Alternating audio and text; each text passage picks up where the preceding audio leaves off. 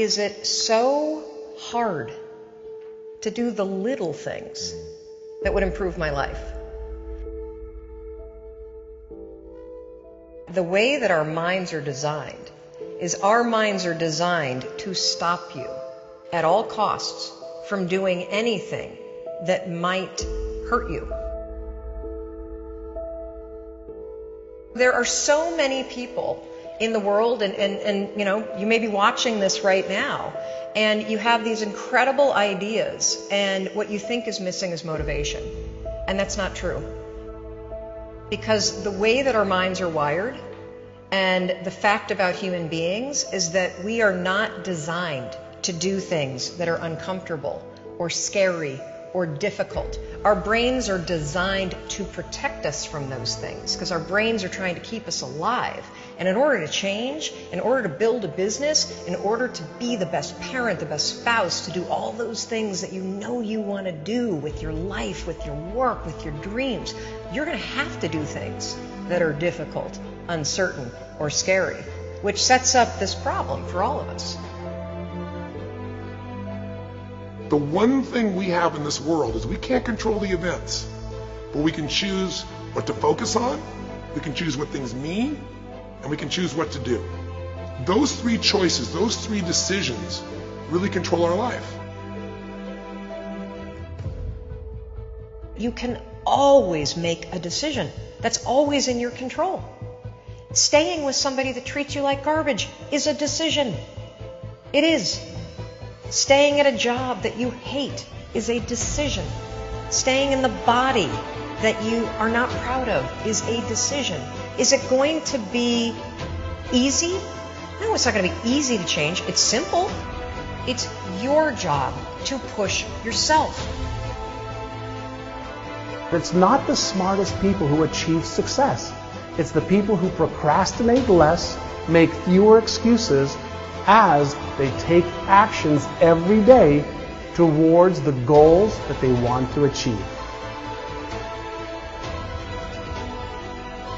Indecision is the thief of opportunity. Indecision means the door is still closed. Indecision means the opportunity waits. Indecision means what could be is postponed or may never be. If you want to be successful in anything in life, never leave the sight of setting a goal without doing something that commits you to fulfillment. The next morning, the alarm goes off, and I pretended NASA was there. It's the stupidest story. I literally went 5, 4, 3, 2, 1. I counted out loud, and then I stood up. And I'll never forget standing there in my bedroom. It was dark, it was cold, it was winter in Boston. And for the first time in 3 months, I had beaten my habit of hitting the snooze button. There were moments all day long, just like that 5-second moment in bed, where I knew, knowledge, what I should do. And if I didn't move within 5 seconds, my brain would step in and talk me out of it. Every human being has a 5-second window. It might even be shorter for you. You have about a 5-second window in which you can move from idea to action before your brain kicks into full gear and sabotages any change in behavior. Your life is what you think it should be. That's exactly what you are right now. You are what you thought you should be. And if you don't like who you are, you got to change what you think you should be. What you think is more important than what you do. And so if you want to change, you got to work on this attitude bit. Decide, commit, act, succeed, repeat. The one thing that all the greats have in common is they sweat the small stuff. They pay very, very close attention to every detail. What makes you comfortable can ruin you. And what makes you uncomfortable is the only way to grow. What you are and what you become depends on how you use your time. The billionaire and the beggar both have 24 hours every day. The old and the young, the black and the white, the Indian and the Asian are all given the same amount of time every day. You cannot stop a day. You cannot stop an hour. But you can control how it will be used. Your life comes down to your decisions, and if you change your decisions, you will change everything.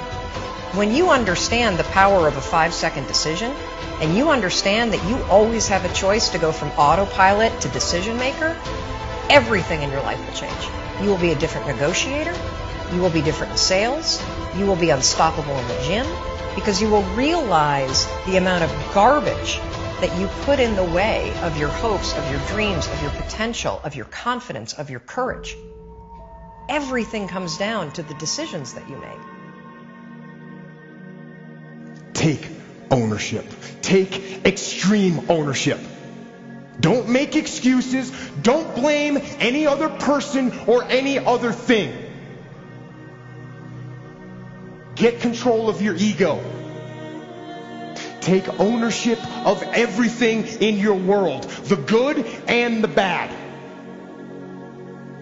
Take ownership of your mistakes. Take ownership of your shortfalls. Take ownership of your problems. And then take ownership of the solutions that will get those problems solved. Take ownership of your mission. Take ownership of your job, of your team, of your future, and take ownership of your life. The first source of inspiration is deciding. Second source of inspiration is planning. And now, here's a big source of inspiration, beginning. Getting started. Actually turning thought and the notes on the paper, the plans, actually now committing it to action. Getting started. I'm a humongous believer that ideas are and that execution's the game. Well, I think the one thing that discipline definitely does help you with is it helps you get things done. And when you get things done, when you actually do things, you have more success. If you have more success, and sometimes a big part of success is just not being f***ing lazy and just doing it. Yeah. That's like 90% of it is just showing up. Get there and start working. Like, you're not going to feel perfect every day. If I only worked out when I felt good, I'd be a fat f***. Discipline, it does start with waking up early. It really does. But that is just the beginning. And I always say that discipline is the root of all good qualities. But you have to absolutely apply it to things outside of just waking up early. It's everything. It's working out every day, making yourself stronger and faster and more flexible and healthier. Discipline is eating the right foods to fuel your system.